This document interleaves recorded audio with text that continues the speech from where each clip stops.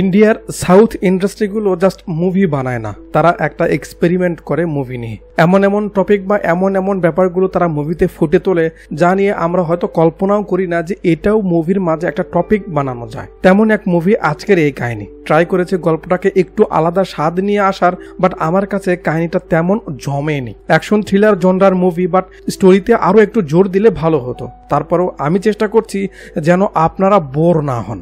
একটা থ্রিলার মুভির মাঝে যেমন টেনশন ফিল হয়, এমন টেনশন আমার এই মুভির মাঝে হয়নি। তারপরেও আমি চেষ্টা করছি যেন আপনারা বোর না হন। কিছু ক্যারেক্টার বেশ ভালো অভিনয় করেছে, সাবজেক্টটা অনেক স্ট্রং, সিনগুলো বেশ চাপানো, সেদিক থেকে দেখা যায়, সমস্যা নেই। মুভিটা আগেও সিনেমা সংক্ষেপে দেওয়া হয়েছিল 1-1.5 বছর আগে, মাসখানেক হলো ব্লক হয়ে গেছে, তাই আবার এই চ্যানেল দিলাম যাতে নতুন যারা এসেছেন মুভিটা এনজয় করতে পারেন। বাকি আপনি যদি দেখে থাকেন বা কাহিনী মনে থাকে তাহলে নাও দেখতে পারেন, স্কিপ করতে পারেন, সমস্যা নেই। ওয়েল, কথা বলছিলাম 2023-এ মুক্তি পাওয়া অ্যাকশন থ্রিলার তামিল মুভি নাম পাইয়ুম ওলি নি ইয়ানাকু এর ব্যাপারে। মুভির সিন শুরু হয় অন্ধকার রাতে এক অটোকে ফলো করে। অটো একটু সামনে আসলে একটা লোক হাত উঠায়, আর এখানে অটোর মাঝে এন্ট্রি হয় মুভির লিড ক্যারেক্টার বিক্রম প্রভু অর্থাৎ অরবিন্দের। অটো এসে লোকটার কাছে স্লো করে, জি স্যার বলুন। সে বলে, ভাই বাইক খারাপ হয়ে গেছে, একটু হেল্প করবেন? এই সামনেই নেমে যাব। অটোওয়ালা বলে, ভাই আমার তো একজন প্যাসেঞ্জার আছেই। লোকটা অরবিন্দকে বলে, স্যার সঙ্গে মহিলা আছে, এই রাতে তাকে নিয়ে। অরবিন্দ বলে, ঠিক আছে উঠুন উঠুন, কোনো সমস্যা নেই। দুজনে উঠে পড়ে। গাড়ি চলছে, আমরা দেখি দিদি অরবিন্দের দিকে কেমন ভাবে যেন একটু তাকাচ্ছে। ক্যামেরা আস্তে আস্তে নিচে এলে আমরা দেখি তার হাতে কিছু একটা। গাড়ির মনে গাড়ি চলছে, অরবিন্দ কিছু একটা স্মেল পাচ্ছে। আমরা দেখি দিদির হাত তার দিকে যাচ্ছে, গন্ধটা এদিক থেকে আসছে, তাই অরবিন্দ একটু এদিকে তাকাতেই সে সতর্ক হয়ে যায়। একটু আসার পর অটোর কিছু একটা প্রবলেম হয়, স্টার্ট নিচ্ছে না। ড্রাইভার বলে ধাক্কা দিতে হবে। ঠিক আছে, ভালো কথা।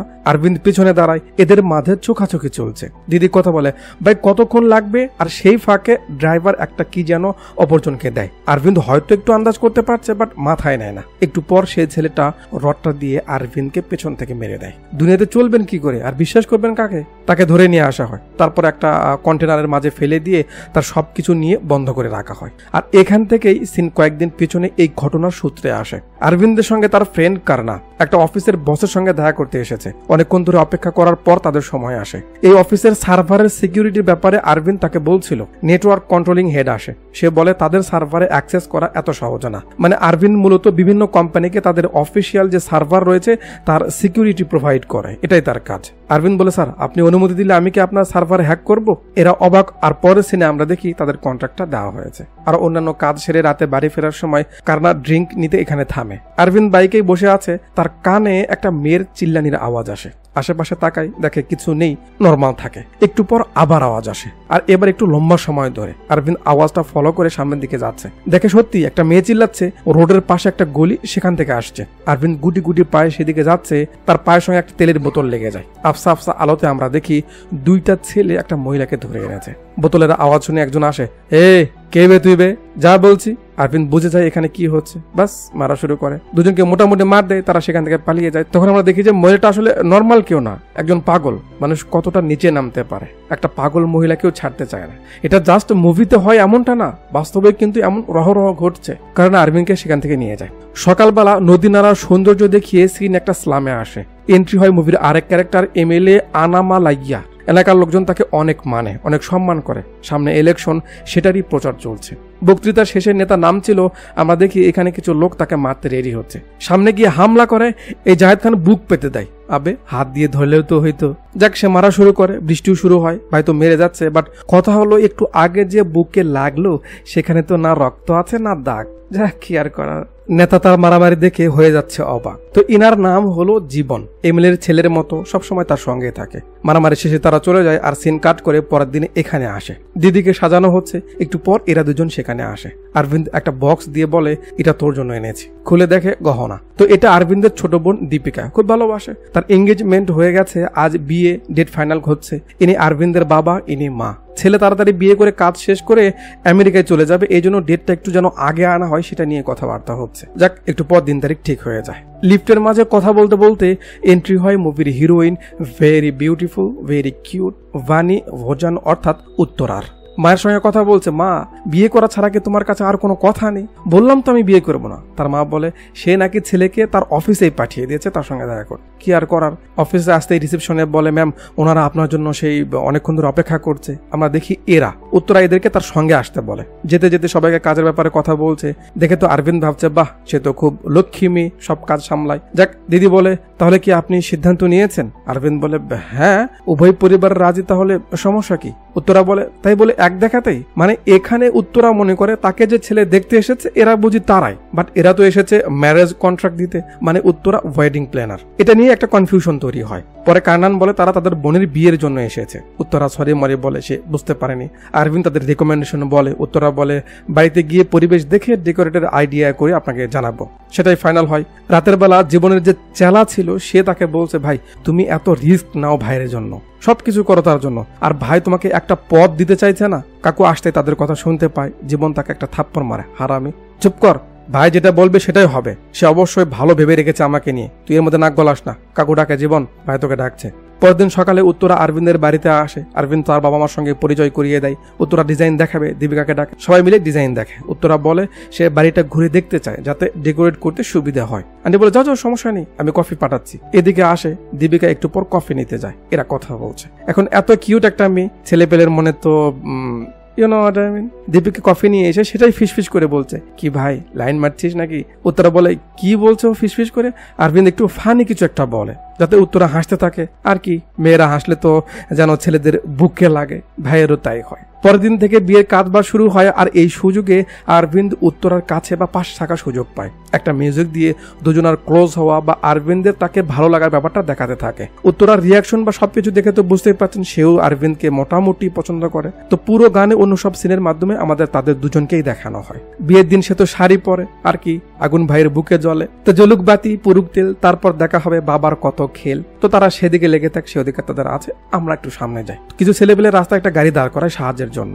চিনেছেন, জীবনের সঙ্গে যে ছেলেটা ছিল তাদের নিয়ে যেতে বলে। ড্রাইভার বলে স্যার অ্যাব ছাড়া তো আমাদের এভাবে নিতে পারবো না, নিষেধ আছে। এরা বলে আরে ভাই আমাদের গাড়ির সমস্যা হয়েছে, এই সামনেই নেমে যাবো, অ্যাপসের কি দরকার, কি আর করার। ভালো মানুষ ভালো মনে তাদের গাড়িতে উঠায়।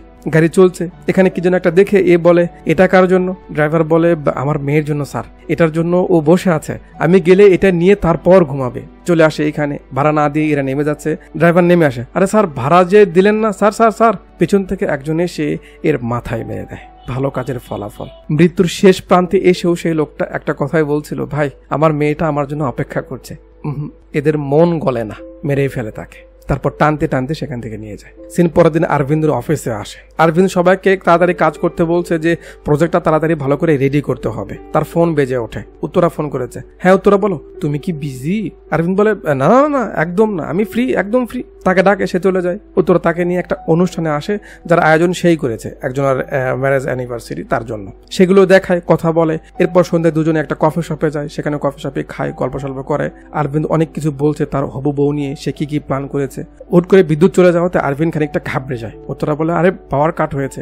আরবিন্দ বলে ঠিক আছে আমাদের এখন ওটা উচিত, চলো চলো। সে হাত বাড়িয়ে দেয়। ব্যাপারটা উত্তরার বেশ ভালো লাগে। যাক, তারপর আরবিন্দ বাড়ির দিকে রওনা দেয় অটোতে করে। সে বাড়িতে আসুক, এদিকে আরবিন্দের বাবা টিভি দেখছিল। ব্রেকিং নিউজ আসে কি, কাল রাতে একটা ওলা ড্রাইভারকে অনেক বাজেভাবে কেউ মেরে রাস্তায় ফেলে দিয়ে গেছে। তার ছবি দেখে কাকু কেন জানি ঘাবড়ে যায়। সঙ্গে সঙ্গে ফোন দেয়। ইনি ইন্সপেক্টর রাঘুরাম। আরবিন্দের বাবা তাকে কি যেন সব বলে, আমাদের শোনায় না। এদিকে আরবিন্দ বাসায় আসছে, একজনের হাত উঠানো দেখে অটোওয়ালা তার কাছে গাড়ি থামায়। আর এটা সেই সিন যেখান থেকে মুভির সিন শুরু হয়েছিল, মনে আছে আপনাদের? তারপর যা যা হয় তা তো আপনারা জানেনই। আরবিন্দকে বন্ধ করে রেখে এরা বসে বসে ছাই পাশ খাচ্ছে।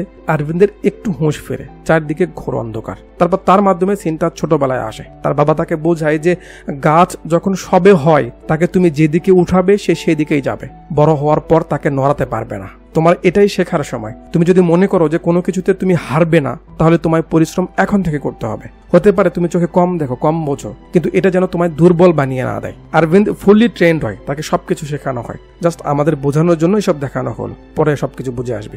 এভাবেই তাকে বড় করেছে তার বাবা। ব্যাস হুঁশ ফিরে এসেছে, আর তাকে কে ধরে রাখে, শব্দ করতে থাকে।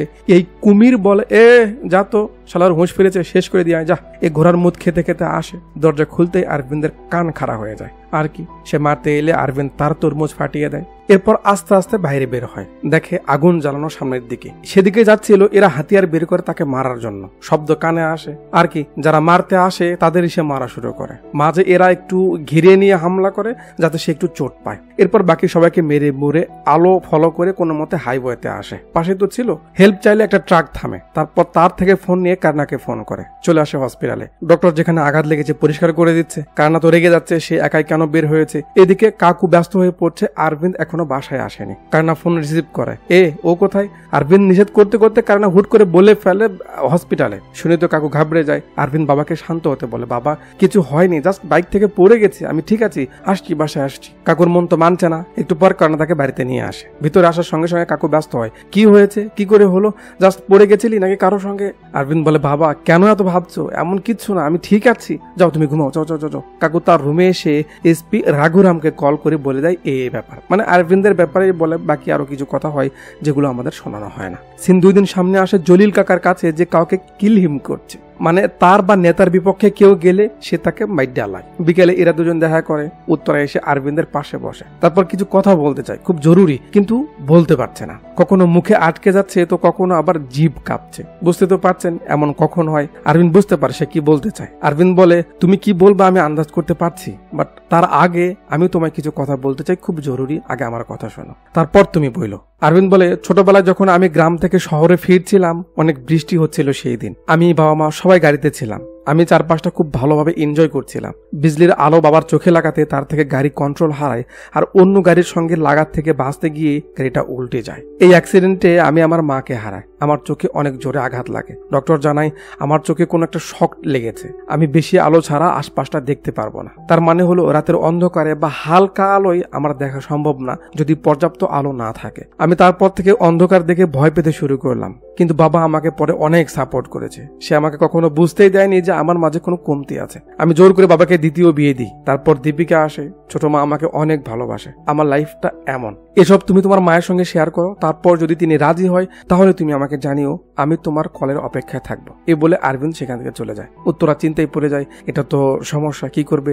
মনে পড়ে এই জন্য সেদিন বিদ্যুৎ যাওয়াতে সে একটু ঘাবড়ে গেছিল আর তার হাত ধরে বাইরে এসেছিল। এরপর একটা স্যাড মিউজিক দিয়ে দুজনে কিছু স্যাড মোমেন্ট দেখানো হয়, মানে দুজন চিন্তায় আছে কি করবে। কাকু আরবিন্দকে বুঝায় যে তোমার মাঝে যে কমতি আছে এটা নিয়ে তুমি চিন্তা করো না, যে তোমাকে ভালোবাসবে সে তোমার কাছে এমনি চলে আসবে। আর উত্তর একটা ম্যাচিউর মেয়ে, ও অবশ্যই ভেবেচিন্তে সিদ্ধান্ত নেবে, তুমি চিন্তা করো না। ওদিকে উত্তরারও কাজ বাজ ভালো লাগছে না। এভাবে কয়েকদিন পার হলে এক বিকালে আরবিন্দ এক ক্লায়েন্টের সঙ্গে কথা বলছিল। উত্তরা ফোন করে বলে সে দেখা করতে চায়। আরবিন্দের মনের ভিতর থেকে একটা খুশি চলে আসে, সে বুঝতে পারে সে এদের বলে সেখান থেকে চলে যায়। তারপর বাইরে এসে বাবাকে ফোন করে খুশির খবর দেয় যে বাবা উত্তরা ফোন করেছিল, আমায় দেখা করতে বলেছে। কাকু বলে বাহ খুবই ভালো কথা, যাও যাও দেখা করো, তারপর কি হয় আমাকে জানিও। বাপ ছেলে কথা বলছিল, একটা গাড়িতে কিছু লোক কাকুর গাড়িতে হামলা করে দেয়। কাকু তো ভয় পেয়ে যায়, কে তোমরা কে তোমরা? আরবিন্দ শুনতে পায় বাবা কি হয়েছে, তারা তো মারতে যাচ্ছে। কাকু খুব ভয় পায়, আরবিন্দকে সব খুলে বলে।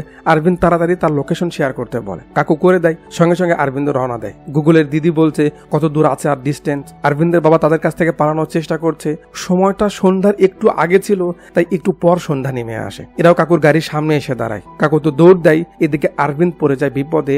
এখন সে কি করবে, সন্ধ্যা নেমে এসেছে। লাইট যেহেতু এদিক থেকে আসছে তাই সে সেদিকেই গাড়ি ঢুকিয়ে দেয়। এখন উল্টো সাইড দিয়ে গাড়ি চালালে কি আর হবে। একটু যাওয়ার পর একটা গাড়ির সঙ্গে লেগে সে পড়ে যায়। তারপর গাড়ি সেখানে ফেলেই দৌড় দেয়। সেই অনুপাতে আসতে আসতে একটা কনস্ট্রাকশন বিল্ডিং এ আসে। কানে অ্যাসিস্ট্যান্ট বলে দিচ্ছে ডিস্টেন্স কত দূর। চারদিকে তো অন্ধকার, সে কিছু দেখতে পাচ্ছে না। আরবিন্দের ভিতরটা হয়তো ছটফট করছে যে বাবার কি হলো। একটু পর সে তার বাবার ফোনটা পেয়ে যায়। বুঝতে পারে বাবা হয়তো এখানেই রয়েছে। বাবা বাবা বলে ডাকতে শুরু করে, কিন্তু কোনো সাড়া পায় না। তখন আমাদের দেখানো হয় যে তার বাবাকে এখানে এরা ধরে রেখেছে। কাকু তো চিল্লানোর চেষ্টা করছে, বাট আওয়াজ বের হচ্ছে না। আরবিন্দের তো কান্না আসছে, বাবা কোথায় গেল।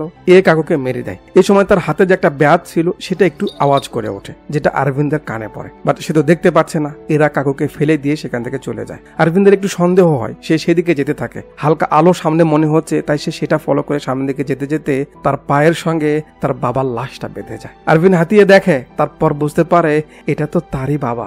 ব্যাস চিল্লানো শুরু করে। বুঝতে পারে তার বাবা এই দুনিয়াতে আর নেই। একে তো বাবা চলে গেল, উপর থেকে বড় কষ্ট এটা যে চোখের সামনে বাবাকে কেউ মেরে ফেলেছে আর সে কিছু করতে পারেনি। বাবাকে জড়িয়ে কান্না করে। আর এখানেই মুভির ইন্টারভেল হয়েছে। সরি গাইস, কপিরাইট ইস্যুর কারণে ভিডিওটা 2 পার্টে ভাগ করা হলো। মুভির বাকি কাহিনী 2য় পার্টে দেখুন।